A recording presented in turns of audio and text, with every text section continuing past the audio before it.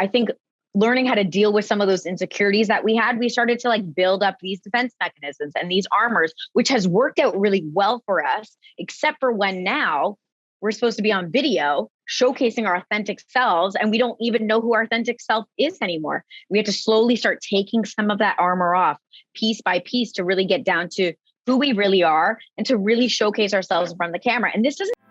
You found the Real Estate Law Podcast, because real estate is more than just pretty pictures, and law goes well beyond the paperwork and courtroom arguments. If you're a real estate professional or looking to build real estate expertise, then welcome to the conversation and discover more at realestatelawpodcast.com. Welcome to the Real Estate Law Podcast. I'm Jason Muth. Thank you so much for listening to us. We have a really fun episode today. We're not talking about anything boring. Rory, we're not talking about law. I know it's in the title, but that's kind of a boring thing, right? We're not talking about financing. We're talking about marketing. We're talking about social media. We're talking about energy and videos and lots of great stuff. We have an awesome content creator right here who specializes in social media and brand building and just kind of having an awesome presence online. This is Laura Stewart, who we're going to introduce in a second. And Laura Stewart is from the Ground Up Media. FTGU, what were you calling it? FTGU? FTGU. I knew I was going to screw that up. So you'll have to tell us the origin of that name as well. Welcome, Rory Gill, also our co-host with Urban Village Legal and Next Home Titletown Real Estate in Boston. Hey, Jason. And for all of our listeners out there who are real estate agents, particularly if you're not driving, you might want to break out a notepad and take a couple notes here, because we're going to go through a lot of good ideas and tips on how you can put together good, compelling content for your client base. And, I should say with Laura is actually, it's almost like a part two kind of, because, a couple episodes ago, we spoke with a dynamic guest, Jas Takhar from Toronto. And Laura, you guys are business partners from the Ground Up Media. You also are vice president in his real estate company. Tell us about yourself. Tell us about this relationship and how we were so lucky to have the two of you on our podcast.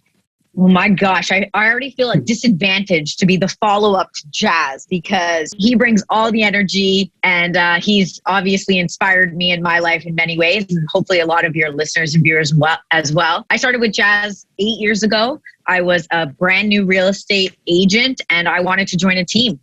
I thought, well, if I'm going to join a team, it may as well be one of the top teams in the country. And we happen to have a number of those teams here in Toronto. Quite frankly, he was not my first choice. I've let him know this, but he's so damn good at sales that he sold me in the seat when I came to meet with him. And now we've been together, like you said, me as his VP of his team, which has 54 agents on it. I'm VP of that company. And then just about 16 months ago, we decided to be crazy and open up a media company. We're really helping real estate agents and small business owners create content so they can do more business, really. Laura, I think you have to change the story a little bit, because I like to see Jas as the opening act and you're the main event, right? Yes. So I'm like the Rolling Stone. And he opened for the Stones. Stones just came through here. Did they just come through Toronto recently? Yeah. They're always here. They actually are have a love affair with Toronto. So we get them a lot. It's great. Yes, you're definitely the main event right here. So make sure you let him know that. And I do want to point out your TikTok page. You have a really great bio: selling real estate, running a media company, and fashionably doing it all. Where'd that come from? I try to be fashionable. Some days better than others, to be honest with you. But I think when it comes to your profiles, a lot of people will put the more serious things that they are. And to me, that's real estate space. That is an opportunity for you to grab people's attention the best way possible. And saying just real estate agent doesn't really say a lot about me. In Toronto specifically, there's 76,000 real estate agents on the board. There's a lot of us, and people are quite sick of us, I think, in all honesty. So you need to find a way to distinguish yourself from the crowd. And so I like to always just give something that is a passion of mine, which is fashion. I don't know if you guys are going to take me down my career path, but I did work in that fashion industry for like 2 years. You never let go of those old experiences. I love the creativity side of it, and I still use it in my day-to-day life because I get dressed every single day, and I like putting together an outfit. So I figured, why don't I draw people in through my TikTok profiles and let people know really who I am at the core. So I think we're already starting off with a set of good advice for real estate professionals out there, and that is to make sure that you have a good, compelling profile. Shows yourself in authentic ways. So kind of just breaking it down into, and spoon feeding the agents listening to this. What are some of the things that those agents can do to liven up their profiles? Like, this is important real estate, so let's not put anything on there that's not important. Obviously, you probably do want to let people know you are in real estate. Maybe you want to include where you are a real estate agent. I actually don't have that, but that's because I'm trying to attract real estate agents on a more national level for our media services. But you specifically, if you work an area, make sure that you say that, because people start searching for real estate agents in a particular area. So make sure you put the neighborhood, the city, whatever it is on there. And then I always think it's good to put just something fun, like maybe you're an avid churchgoer, maybe you're a dog lover, maybe you love skydiving and you go 6 times a year, like something that really lets me know kind of who you are a little bit more without you just being a real estate agent.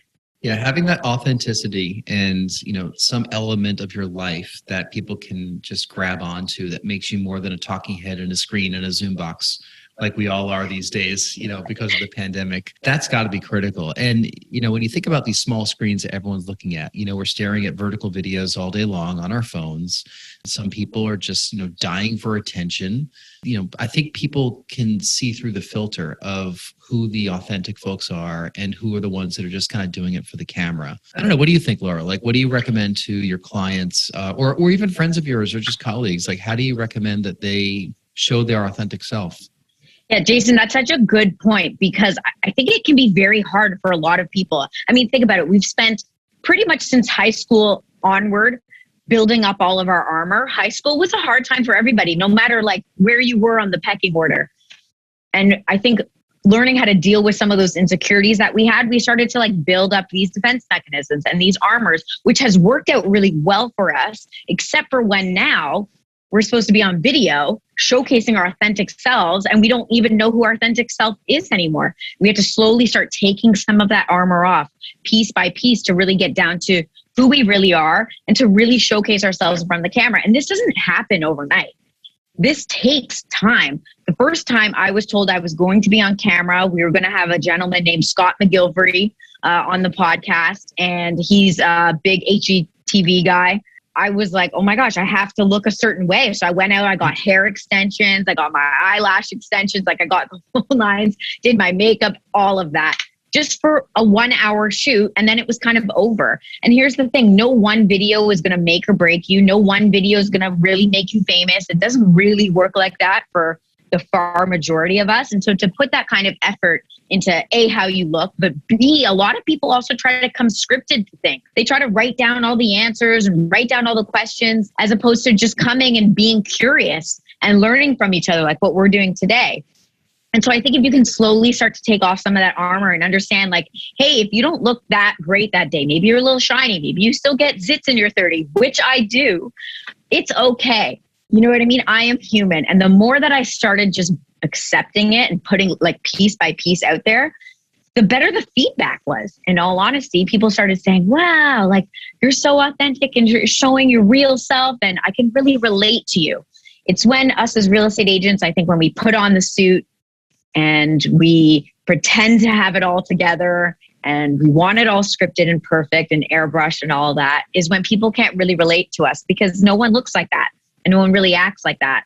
And I always say, guys, you're going to be sitting down with these clients eventually anyway. So they're going to see what you look like. So if you airbrush yourself out, or if you come dressed to the nines and then you never actually dress like that in real life, people are going to see you. And now they're going to think you're a liar. And to be honest, most people think real estate agents are liars anyway. So you're not doing yourself any good by continuing to lie to these people. So I just say, slowly but surely, work at getting yourself out there, work at being more confident. It comes in time. You'll see in a year from now when you've done, say, 105 posts, that you're so much better off now than you were when you started. But it doesn't feel like it when you're on the journey, in all honesty, but you just got to stick with it. When I start working with my agents on video content, almost invariably, they start off thinking that what they're filming is going to be a major 30-second spot in the Super Bowl that has to be perfectly scripted, perfectly produced, and that that's what their clients expect. But those pieces, even if you were able to get that level of perfection, those are not the ones that are building the connection with their clients. And that's really the purpose of this. Most of us are fairly small businesses. We're not putting this video out to be seen by tens of thousands of people. We're trying to make one-on-one connections with people, and people know that people aren't perfect, and having that authenticity helps. And I don't have the metrics to back it up, but that's what I encourage all my agents to do, to be imperfect and authentic when they talk to people. So I'm really happy to be hearing that from you. Oh yeah, the more authentic that you are, the more you're willing to showcase some of your flaws or put yourself out there, or some of the struggles you've had in life. People really start to support you more. People always want to be part of a come up story. So if you come your content like you want it to be perfect right from the get-go, then people don't think they need to help you. It's like the real estate agents who drive around in their fancy Mercedes and their BMWs. Your friends are going to say, oh, well, I guess you're doing well. I'm going to give my business to my neighbor who just got started. Right? But really, you can't even afford the car that you're driving anyways, and you actually need that business. And so there's something about saying, I'm human, I'm just like you guys. Here's where I struggle in life. Like me being on camera, that was a massive struggle. And I struggle to this day, but I'm working on it. Or Jas, who I'm sure talked at some point about his sweaty hands. Like he used to always be nervous about his sweaty hands. And there's something that really draws you in. He likes to wear t-shirts to work, and that's how he feels comfortable. I like to get dressed up. That's how I feel comfortable. But as long as I know I'm doing it for myself and not for my viewers, I find that's what's really, really helped me build a very specific audience. That doesn't mean I'm going to have everyone fall in love with me. People might look at me and say, well, I don't really like that she speaks like that or she looks like that. And I don't like that she talked about not being perfect because I'm a perfectionist. Okay, I'm probably not going to get your business anyway. So that's okay. Let's kind of move on. And it allows you to pre-sort. So a lot of agents spend a lot of time on phones and in meetings trying to fake it and figure it out along with people and see if they're jiving. When in reality, if they had just seen you kind of on your social media channels, they would have known not to reach out to you because you're a dog lover and they absolutely can't stand dogs. So great, we wouldn't have wasted each other's time. I do think it's important, Rory, to point out that most people, when they say I'm a perfectionist, is really just them being scared. And I know I used to be one. So that's why I can actually say this, because I used to consider myself a perfectionist. I wanted everything to look a certain way, but a certain way according to my standards. And I think that's where people need to understand, like, my standards are different than other people's. And what I think is good content isn't necessarily what someone else does. And so try to not grade your own work first and foremost. And also understand that if you're using the word perfectionist, try to break that down a little bit. Like, why? What people will usually start to say to me is, well, you know, I want it to look good. And then I'll say, look good according to who? Well, when I put it on social media, I want people to say they like it. Okay, so you care about the judgment of other people on social media. And then they'll say, yeah, I guess so. And I say, okay, so you're fearful that they might not like it and be judging you. And that's kind of what makes them go, aha, yeah, I guess she's right. It is just me being fearful. So I always try to stop people when they say I'm a perfectionist and say, hold on, let's work on this a second. Because if you don't recognize it, you're definitely not going to be able to change it. Mm-hmm. You know, I really believe that done is better than perfect.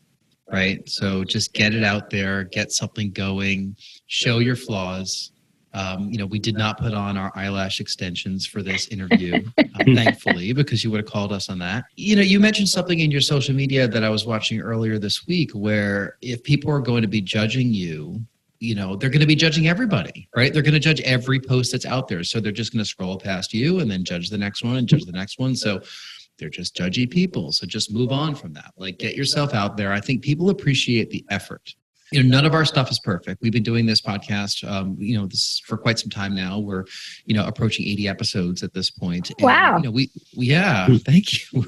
We stuck with it. Not everyone does, but most people don't get past 10 episodes. So yeah, kudos to you. We're 8 times as good, Rory. There you go. But, we're just putting stuff out there. I think people appreciate the effort, and they appreciate the fact that we took some time to write the show notes and put the right links in there and put some snippets out on social media. And, if we're doing too much, then so be it. Like, we're trying, right? Everyone is trying, and I think people appreciate the effort. And we've run into some folks that are like, oh yeah, I've seen your podcast stuff. They're not saying they love it or they hate it. They're just saying they see it. And sometimes it's all you want. You want attention, right? You want to capture, a couple fleeting moments from somebody as you're looking to build up a business or build up a brand, just like you guys guys are doing, not just with From the Ground Up Media, but, Jas himself, he had a funny thing that he said. He's like, boy, if you can't find me online, if you Google me and you can't find me, I'm doing something wrong. And I'm like, well, good thing I Googled you and I found you very easily. Yes, he's very Googleable. I wish I had a more unique name perhaps than Laura Stewart, and I might be more Googleable as well. But no, he puts so much effort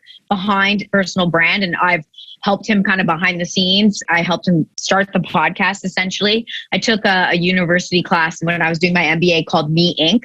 And in that class, this was in 2012, so personal brands wasn't really in spotlight like it is today, but it was talking about the importance of building yourself as your own brand and marketing yourself no matter where you go in life. You can always take your brand with you. And so when Jas wanted to start this podcast, that really resonated with me. At first, we really just wanted to provide educational content to our viewers. And like you said, we therefore didn't need to be show hosts by any stretch of the imagination. Our database understood that we were real estate agents, not professional video host people. And so that was very, very easy for us. But then something funny happened. Eventually it got traction and it started to snowball. We started to attract real estate agents and other professionals, mortgage brokers and small business owners and things like that.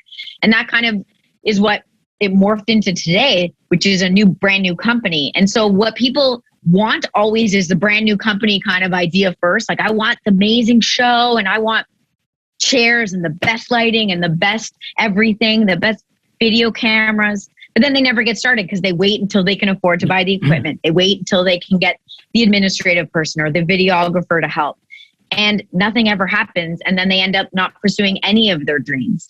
And so when we first started the podcast, it was me behind the computer, like trying to figure out the audio, and trust me, like, you guys don't know me like that, but I should not be doing that job. That's for sure. And we just kind of figured it out. Like, Google, great. I Googled how to do a lot of things. YouTube, awesome. Showed me how to do some things. And once we got to that critical scale, maybe where you guys are at now, where you've done 80 episodes, it's like, okay, maybe we can outsource. Maybe you've already done that. But you should always start with the idea of doing it yourself first, even if it sucks. Nobody's watching you at the start anyway. So be a little bit humble. You're not Kim Kardashian, where you just like start TikTok and have 50 million followers like that. Like, you literally have your parents and your friends who are following you. So have a bit of humility. They don't care what you look like or what you sound like, because they already know what you look like and sound like. And they want to be part of your come up journey. They want to be your biggest fans. Like, people are so fascinating to me because they'll say, oh, I was listening to Jas Takhar 3 years ago, and they feel like they found him first, like before he was anybody, you know what I mean? Or like, I started listening to Gary Vee in 2017 and you're only getting into him now. Like, everyone wants to be the first person along. So content allows you to let people kind of be part of that journey with you, but you can only do that if you actually get started. And so screw it. Take your phone, hold it up like this, do a recording, put it out there, cringe. You're going to be like, oh my God, I can't believe it. What I always say is post the darn thing and then close your phone and don't go back into, say, Instagram for like 2 days. Like, don't even bother going back. You don't need to know what people are saying because you're scared that people are going to be ripping you apart, but they're not. Then you're going to go back in and you're like, oh, okay, that wasn't so bad. And then do another one. And you kind of build on it like that. Yeah. Knowing that perfection is not the goal, here's kind of the wide open question. What's some good content for real estate professionals and what's some bad content for real estate professionals that's been put out there? I think bad content to me would be exclusively posting just listed, just sold. Because that content really is about you, the agent. It has no value to the viewer. So you're really just bragging, saying like, I got a listing. Oh my gosh, now in 8 days I sold it. And then everyone's like, great, so you made X amount of dollars. That's all they're seeing, right? Like, cha-ching, cha-ching, cha-ching, real estate's the easiest industry ever. That's all you're showcasing to people. But if you start showcasing some tips, some educational content without asking for anything, here's the second thing that people do that I think, in my opinion, is not great, is that they'll give the educational tip, but then at the end of that tip, they'll follow up with if you're thinking about buying or selling, give me a call. If you need more information, give me a call. If you need something, message me. They're always asking for something at the end. And that's what people expect you to do as a real estate agent, because whenever you've done any of your calls to your database or whenever you've sent out an email with market stats, chances are at the end, you write something like, if you need help buying or selling, I'm here for you. Something along those lines. So they expect you to do it. So how about you do the unexpected and just not ask for anything back? How about you just give, and then hopefully you'll receive in the future because you did something that was good for people and you provided value. So I think the just listen, just hold, sprinkle those in, but that really should be few and far between. Ideally, if you want to make your life easy, I would do something like a webinar, a 30-minute webinar with a real estate service provider, a lawyer, mortgage broker, insurance person, home inspector, an accountant, a stager. Bring those people on so that you don't need to be the expert. Instead, you sit there and have a conversation where you're asking them specific questions about what they do, and they'll be able to talk about it very easily because it's what they do every single day. You record that and you send that to your database without asking for anything. To me, is a great place to start because now you have a 30-minute macro piece of content and you can cut that up into little segments. So maybe there's a little clip where the mortgage broker said something about interest rates and how that's going to impact their buying ability, and you take out a minute and you post that on all the social media platforms. You know, that one recording for 30 minutes actually ended up now providing you with maybe a couple days worth of content where you don't need to think about producing your own content like a tip video or something like that. Yeah, Jas spoke about that also. So I'm not sure if he took it from you or you took it from him, probably the opposite, or you're both just in sync because, you know, you're doing this together. Well, thank goodness we're in sync. We're business partners. So if he was saying something very different, we would have a bit of a problem, I think. No, he said the same thing. Is like, you know, take one piece of content and you could just repurpose it, 20 different ways. You guys are obviously thinking about the bigger picture when you're going to record something. Tell us about how From the Ground Up Media kind of came together, because were you guys doing videos just without the brand, and then you said, hey, this is something we can get a business around and maybe get some more folks, as clients? Like, talk about that. Yeah, it's so funny. I never ever pictured myself really as a business owner, in all honesty, but certainly not a media business owner. Never did I picture that. What happened was with the podcast, it started spiraling and we started getting a lot of attention from the real estate agent community. It started with our office. We're the top producer at our office. So people are always looking to, the people who are kind of at the top and seeing what we're doing. Maybe they should adopt those things. So it started with the office, then it kind of grew outward and now it's Toronto bound. Like a lot of real estate agents know of us because of the content. And they would ask to have meetings with us and we would take them gladly, sit there for an hour, hour and a half at times and really give them all the information. Why would we do that? I don't know. There was no intent behind it at the start. I think Jas and I just had the mindset that there's more than enough business to go around. Mm-hmm. And so I didn't feel that by giving away some information to another real estate agent, that meant I was going to have less business. In fact, the weirdest thing happened. It did the opposite. We suddenly got busier. We had more business than we'd ever have. And so we just gave without any expectation, like I talk about on the content, like giving without expecting something in return. We did that with the agents. We would give them the playbook. This is how you need to start. This is who you could hire if you're at that place where you need to hire people. And then we would check in on them 4 months later, and ask how the content was going. Some of them I noticed, like, you didn't really post anything on Instagram. What's going on? And they would say, I didn't know where to start. I said, but I told you where to start. Yeah, but I don't know who to hire. Or yeah, but I don't have the equipment. And all these excuses, whether they're good or bad, I mean, at the end of the day, they're excuses because they can be overcome. And, sometimes people would ask us, well, can't I just borrow your crew? You already have people who you've hired and vetted. And you hear that enough times and a little light bulb goes off and you think, well, maybe there's a business here. And that's what I think is so neat about the real estate industry, because it is made up of entrepreneurial type people. Some at least. And we just thought, let's give it a try. And we did what you had just talked about before. We just got started. We threw it out there to a couple of agents, asked some people if they thought that they might need this type of service. And it's been going on for 16 months. It's been probably the most difficult and most fun 16 months of my life, because I've now pushed myself outside my comfort zone. I've never led before. I've never really had a bunch of people working under me, looking to me for leadership. And so that's been a big growth on my part. Jas less so, but now we're business partners. Before he used to kind of be able to boss me around a little bit more than he can now. So that's been a lot of fun. But Yeah, I think just noticing something in the marketplace when people start to say things again and again. People always want to come up with like the next big idea. Like, what's my business idea going to be that's going to be huge and I'm going to be a millionaire? And sometimes like the answers are just right in front of you. Not that this is a $1 billion idea by any stretch of the imagination. There's many media companies, but I think what makes us kind of different, which I like, is that we're real estate agents helping other real estate agents. And I feel like we're leveling up, at least in Toronto, the real estate industry kind of one by person by person. And that's been a lot of fun.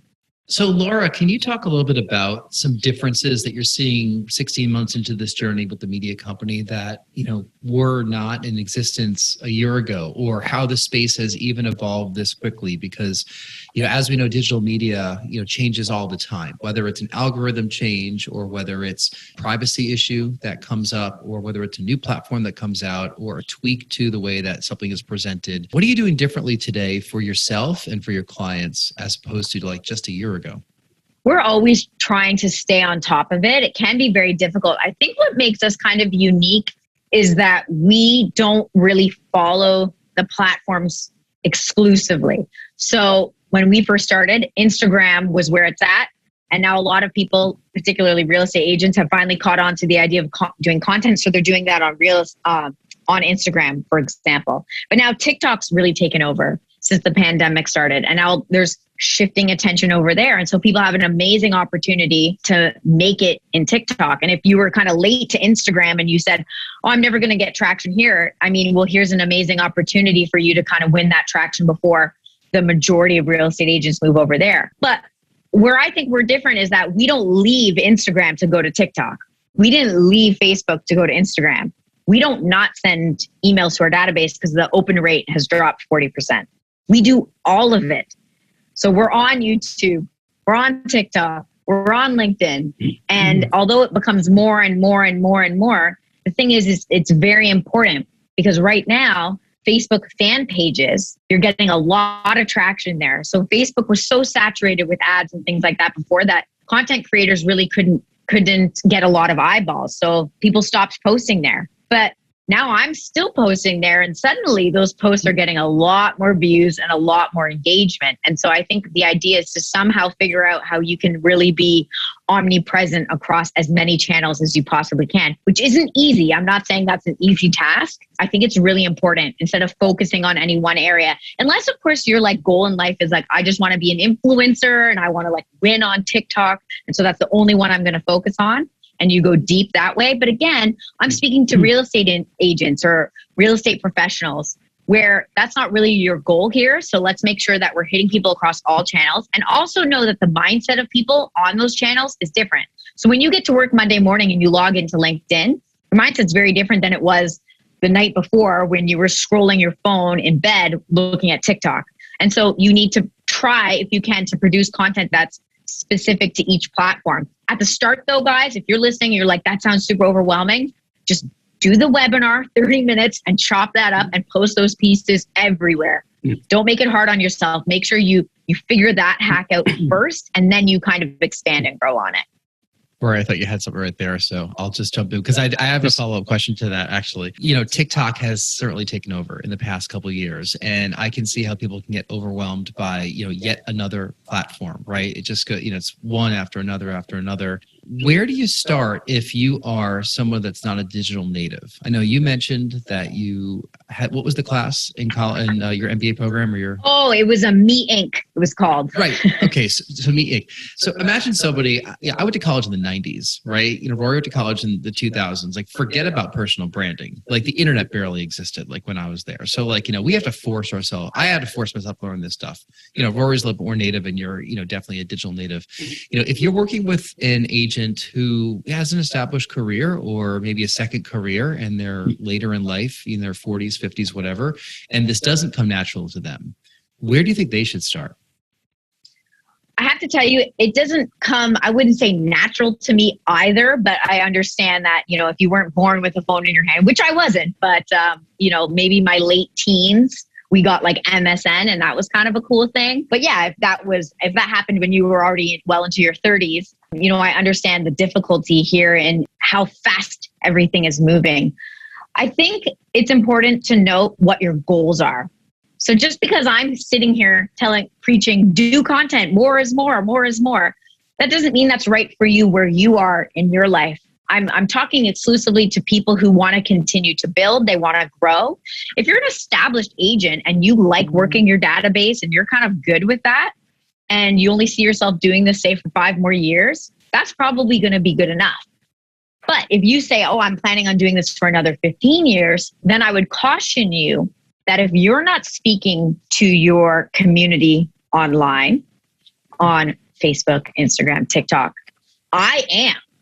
And so you have to understand the risks involved in doing that. To get started, if YouTubing how to open a TikTok account is also too difficult for you, maybe you have a niece or a nephew, or you already have an admin person who's younger, who's able to help kind of fill in those gaps for you and help support you in that way. But I don't think this is like a one size fits all for everybody. I think having some presence online is better than none. And I think having a lot is better than some. And you kind of have to find out on the continuum where you're at and then seek help wherever you can. Like, I can't edit a video to save my life. So even if I was brand new, it really doesn't matter. I could Google how to do it, but it would still take too long. I would get frustrated and upset. Before I know it, I've spent an entire day coming up with one piece of content. That's not really a good use of my time. So at some point you have to part ways with a little bit of money perhaps and outsource it. And if you're an established agent, then you should have a couple extra dollars in your pocket anyway. When I work with some of the agents who are, generationally not digital natives, the first thing I want to do before I jump into the technical is just make them realize that a lot of what people are doing online is the things that they're doing already. So it's not an entirely different world. The questions that they answer repeatedly for clients, the way that they talk to people, they're already doing this. They already have that expertise. And it's just a matter of putting a phone in front of their face and setting it up on some social platform. And I like what you said there. You can kind of start off with a couple platforms that are a little bit more intuitive. They might know a little bit better. They don't necessarily have to, on day one, embrace 5 different platforms and have everything up on there. But they can just start by at least realizing, before we get into any of the technical aspects of it, that they're already doing a lot of this work anyway. And we can just repurpose what they're doing and just deliver it on these channels. Yeah, there's no need to overwhelm yourselves. Like, let's just pick one channel and let's try to get out one post. That's all I say. I was like, it starts with one post. And don't think about your 60th post. Let's get one post done and see how it goes. Right. And I think a great place to start, because people ask me often, well, where do you get all the content ideas? And as you said, you already know the content. You're having these conversations with people anyway. So perhaps you got an email last night. I'll say, bring up your email, and they'll bring it up and they'll say, well, I had a client who asked me about closing costs on the home that they're in conditional period for. I said, great. And how did you answer it? And then they show me the email. I'm like, that's your tip that you're going to do today. These are the closing costs that you need to know if you're buying a home in XYZ state or province. It's all right there. If you're at a listing appointment, someone asks you a question about how you came to the listing price, that you're going to do a video on that. And so you just have to be mindful. Like, your eyes just have to be open. Your ears have to be open about what's going around you and answer those questions. You don't need to overthink this. This isn't rocket science. Like, we are all real estate agents. Like, we know how we got here. We know how much or lack of schooling we did to get here. So let's not overthink it. Let's just get a couple posts done. Yeah. There's a lot of behind the scenes stuff that I think is easy but hard for people to do. You just gave an amazing tip right there. Like, somebody answered a question in an email and they probably answered it well. You said create a piece of content about that. Like, we don't do enough of that stuff. I think most people don't do enough of that stuff. All the blog content, that we're writing, that other people are writing, those could easily be short snippets of video as well. You could answer these questions right on camera, give the 3 or 4 bullet points that you have in a written format. I just think back to past jobs. Like, my past life was working in the media in various capacities, on air, consulting, sales management. And I think about all the things that I did day to day. And I never captured that on video for an audience of people because that kind of wasn't a thing.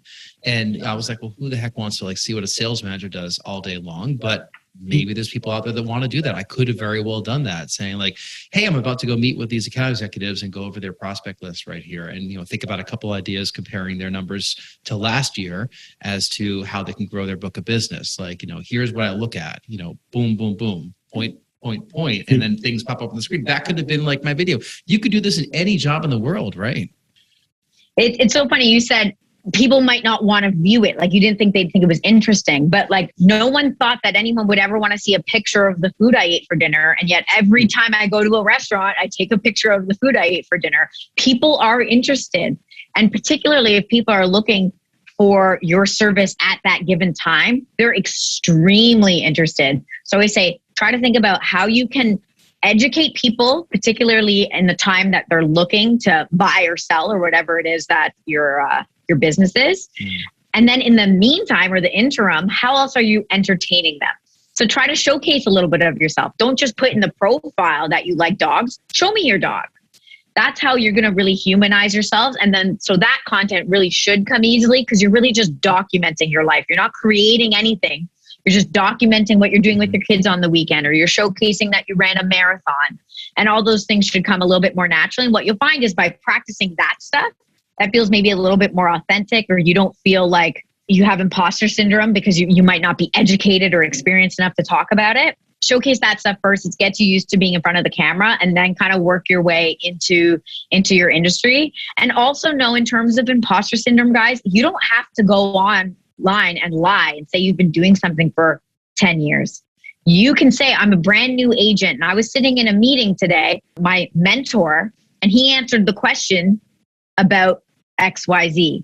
So you can bring in these stories where people understand that you're not necessarily the expert, but they really like being, again, along the ride, along the journey with you. So again, you don't have to lie. You don't have to say that you know things that you don't. I think another opportunity for you with the content is to say, I got an email from a client yesterday and she asked, yada, yada, yada.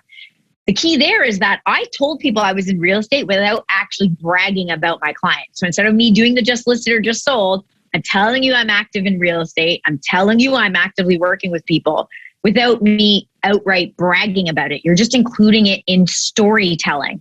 And if you can get good at storytelling, then content's going to be very, very easy for you. Yeah, I want to underline that point. I mean, like everything is storytelling. It's being honest too, but selling is storytelling. You know, another thing to think about is every industry that you're in. If you're listening to this podcast and you're a teacher, right? Or you're an accountant, or you're in real estate, or you're an astronaut, whatever it is, you're probably following lots of accounts and people that are in your industry. So it might seem overwhelming that everything you see is just that industry. I mean, the real estate world, the law world, a lot of what we see on social media is, stuff that's in the market already. So you might get overwhelmed and say, well, geez, people are already doing this, or I already saw a story about this. But keep in mind that a lot of your customers are not following only education accounts, only real estate accounts, only astronaut accounts, right? You are one of the many, many, many types of accounts they're following. So you might be their expert on their feed for that subject. Whereas on your feed, everybody's talking about the same thing. So it's important to remember that kind of context, because sometimes I even get stuck where I just feel like I'm seeing the same thing everywhere. And that means that everybody is already doing it. But it's really, here, I'm going to give you an example, okay? We're doing more with short-term rentals right now. Okay, we have a couple short-term rentals. We're going to scale this thing up. I see a ton of content about this now because that's what I'm engaging with. And I feel like all I see is short-term rental content. But I went to a meetup last week. The speaker was all about short-term rentals. There's a room of 40-something people, all real estate investors. He said, how many people here have short-term rentals?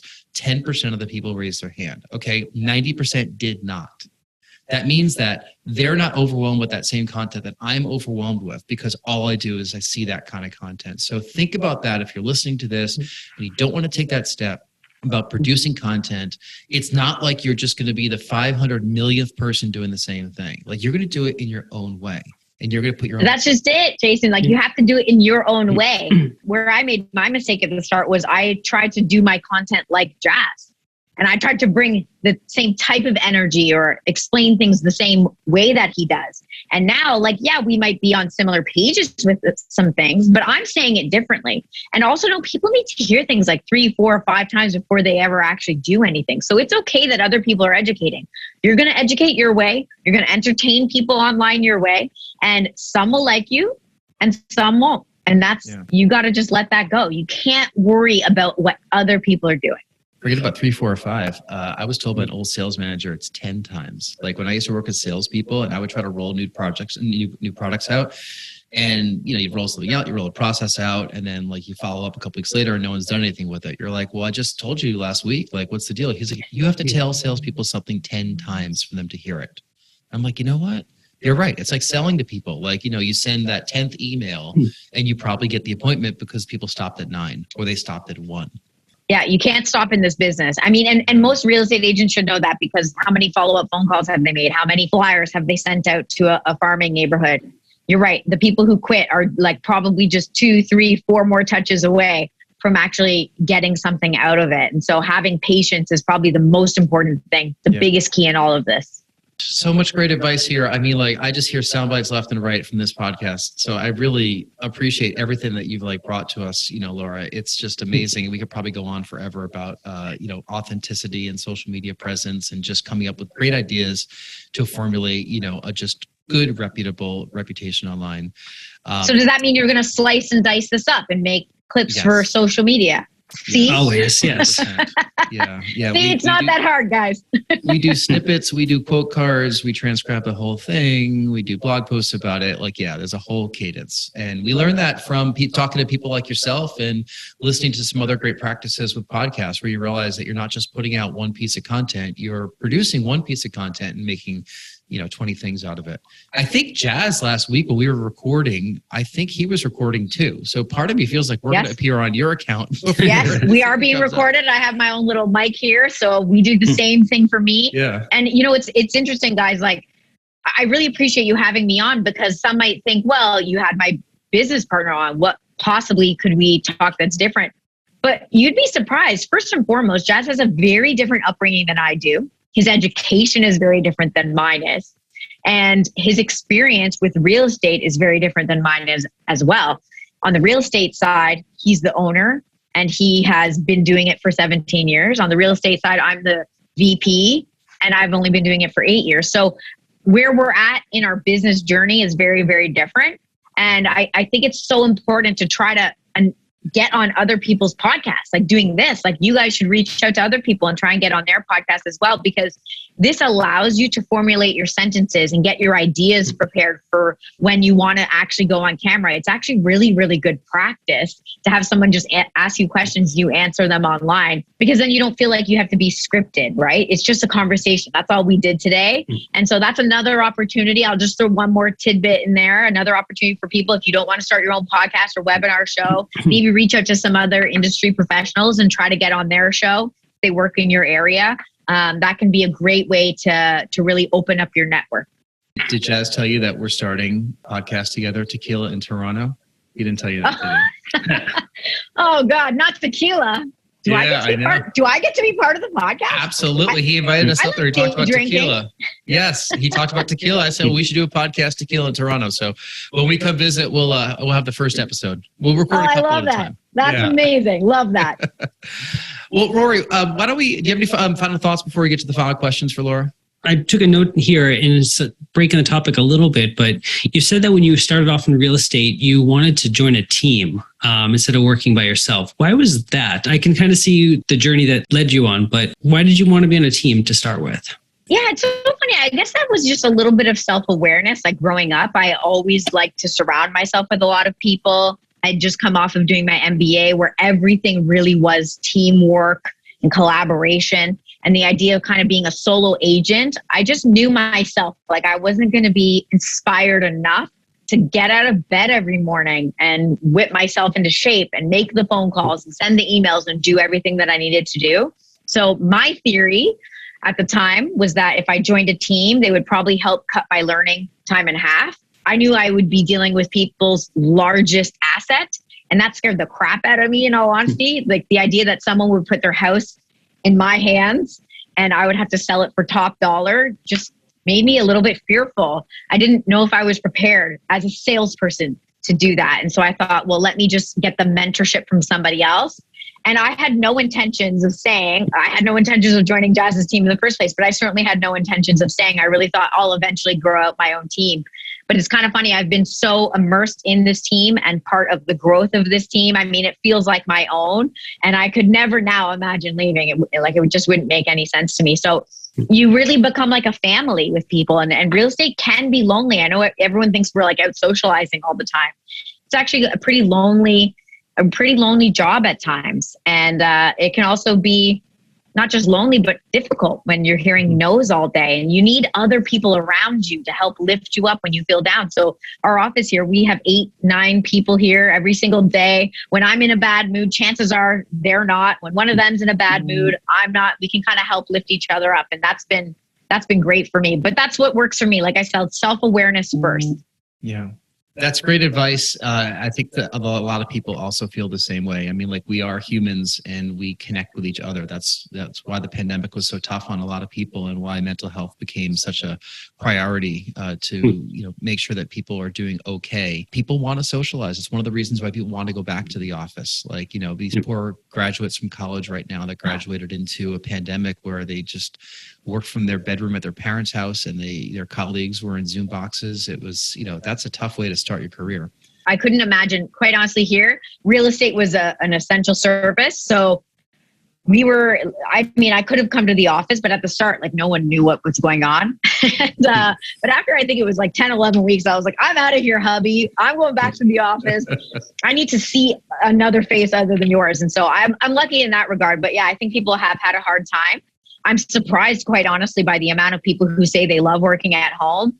That's not me at all. But it's interesting. I think the pandemic has allowed for certain jobs and positions to do from home. But to me, it's all about the culture at work. It's all about us working together, having wins together and losses together, and having some meals and some tequila together. That never hurt anyone either.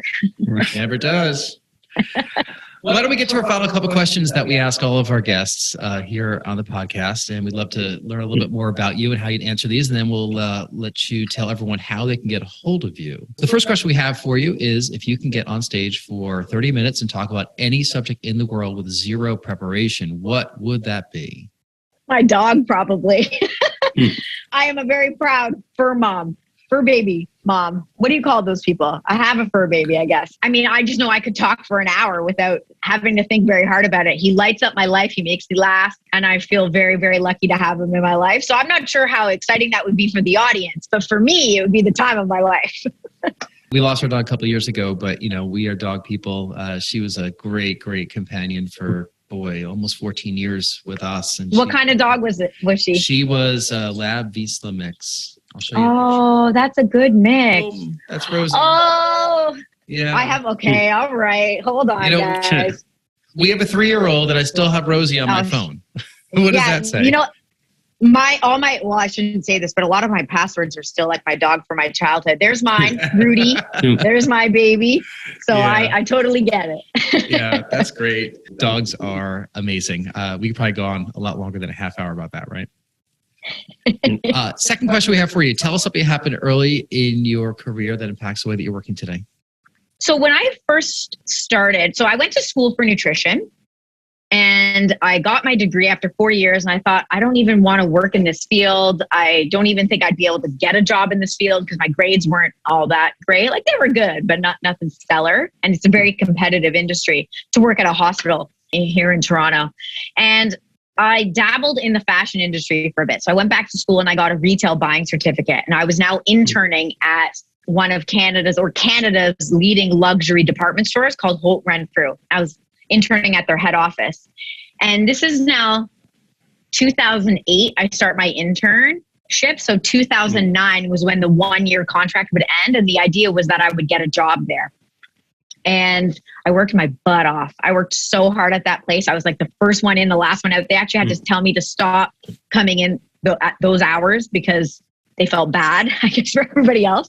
So I was just working too hard. And unfortunately, 2008, I mean, we all know what happened. And guess what's the first thing that people stopped spending money on? A lot of luxury goods. And so at the end of it, the company had a hiring freeze and they couldn't hire anyone on. And I remember I was like devastated for a day because I'd put everything into that job. But I also moved on very, very quickly. And I found another job within like two to 3 weeks. Of course, then the hiring freeze came off.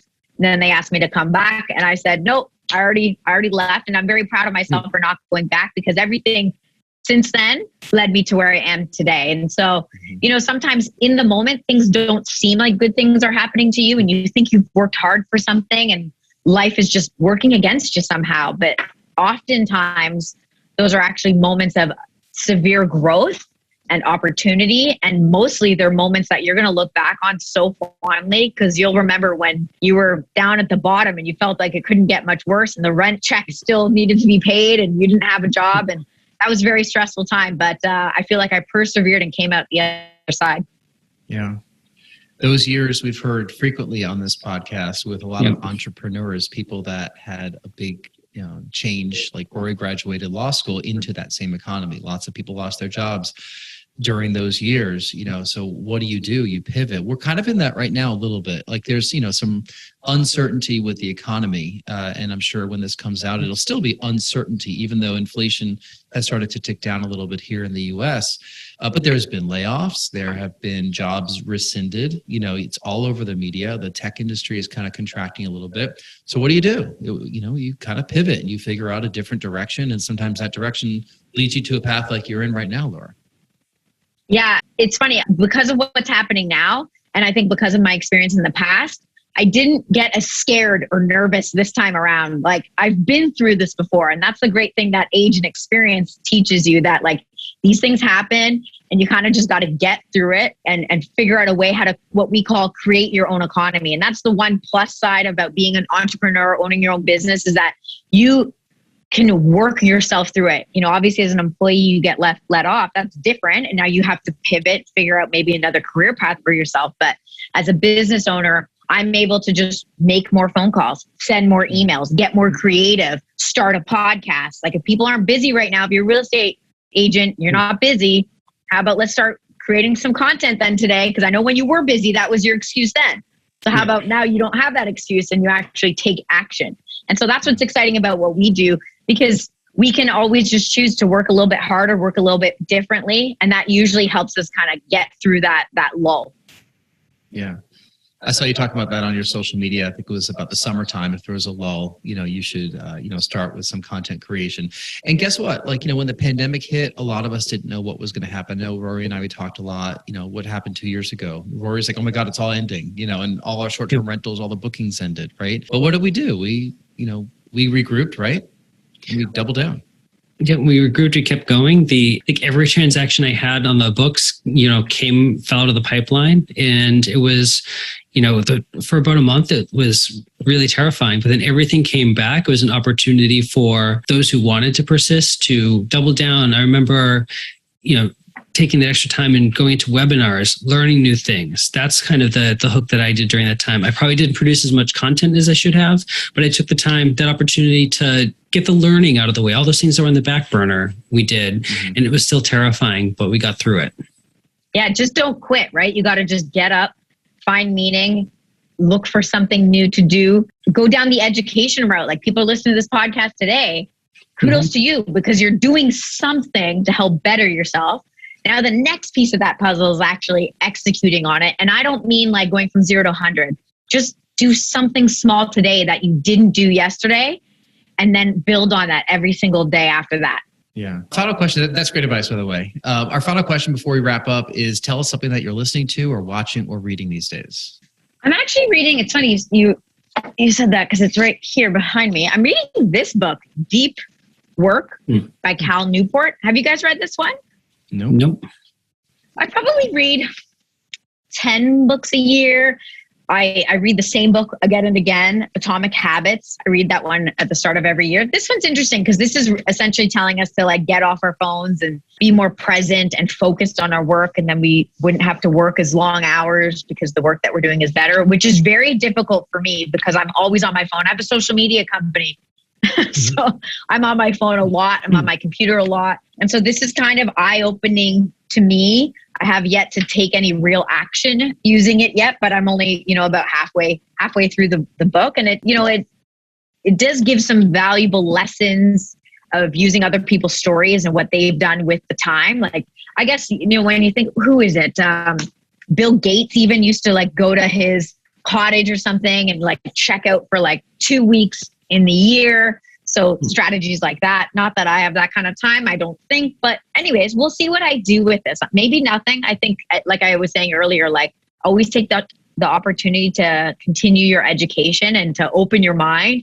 I read it with a lot of curiosity as opposed to being closed-minded about it. I think, well, what if? And maybe that's possible. That's what I'm reading these days. Deep work, like how deep work. Yeah. We'll check that out. Thank you for bringing that to our attention. Also, Atomic Habits, which Rory, have you done that one yet or no? Nope, that's been recommended a couple of times. So that's going on the queue. That's the one, I feel. Who is it? James Clear who wrote that one? James, that's the book. And I actually have a habit tracker on my phone because of that book. And I track the smallest little things like exercise, not how long I exercise, just that I exercise. So whether it's a 10-minute stretch, a 5-minute ab workout, or a 45-minute run, exercise is exercise. It's just about getting in that every single day. So that one I totally bought into. I think that's why I read it again and again and again. Because as I mentioned earlier, sometimes you need to hear things 4, 5, 6, but now you say 10 times. So there you go. Absolutely.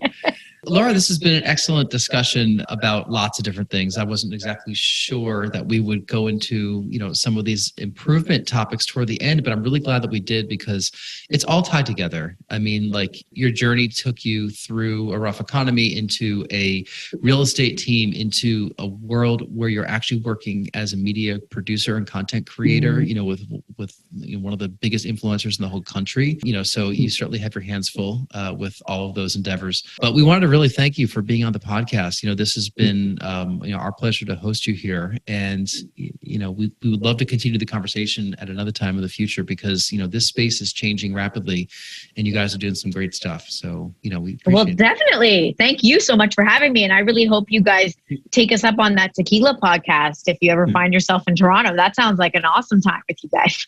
You're going to have to be the executive producer for that podcast. Now we've met the brains behind the prawn, right? No, that's true. I say I'm the brains, he's the beauty, right? So Laura, tell us where people can reach out to you or learn more about some of your endeavors if they'd like to stalk you online or, take some of your advice. Yeah, I would say probably I do most of my content on TikTok and Instagram, although like I said, I'm on all platforms and you can pretty much just search the same name, Laura Stewart, TO for Toronto.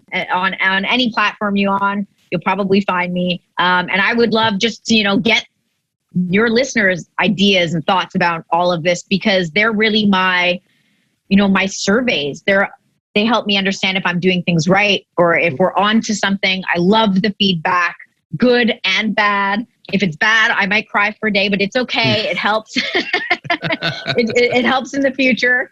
I can take it. And I would love to start those conversations. So any social media platform. Awesome. So go check out Laura's stuff, Laura Stewart, TO on all the platforms. Check out From the Ground Media, which is FTGUmedia.com. We will put that in the show notes as well. You'll see some excellent blog content, some of the podcasts you're producing. You're on YouTube as well, so we'll link that up as well. So you can see some of the great productions that you've done. It's a cool demo reel. I know you have some great clients that you're doing some great work for. So go watch their stuff, go learn a lot, and reach out to them. Rory, where can people reach out to you? You can find me through my real estate brokerage, Next Home Titletown. That's nexthometitletown.com, or my law practice, Urban Village Legal, urbanvillagelegal.com. Awesome. Well, Laura, thank you so much for appearing. Rory, thank you for being part of the podcast as well as our co-host. Thank you for listening. If you've stuck with us for the entire episode, we really appreciate it. And hopefully that means you'll give us a thumbs up or a big 5-star rating afterward. If you want to reach out to me, you can reach me, Jason at nexthometitletown.com. I'm happy to take comments, book you as a guest, or forward your information on to whoever needs to see it. And that's it. Laura, thank you. This has been great. Thank you so much, guys. I really appreciate it. Awesome. And thank you, Rory. And thank you for listening. Bye, everyone. This has been the Real Estate Law Podcast. Because real estate is more than just pretty pictures, and law goes well beyond the paperwork and courtroom arguments. We're powered by Next Home Titletown, Greater Boston's progressive real estate brokerage. More at nexthometitletown.com. And Urban Village Legal, Massachusetts Real Estate Counsel, serving savvy property owners, lenders, and investors. More at urbanvillagelegal.com. Today's conversation was not legal advice, but we hope you found it entertaining and informative.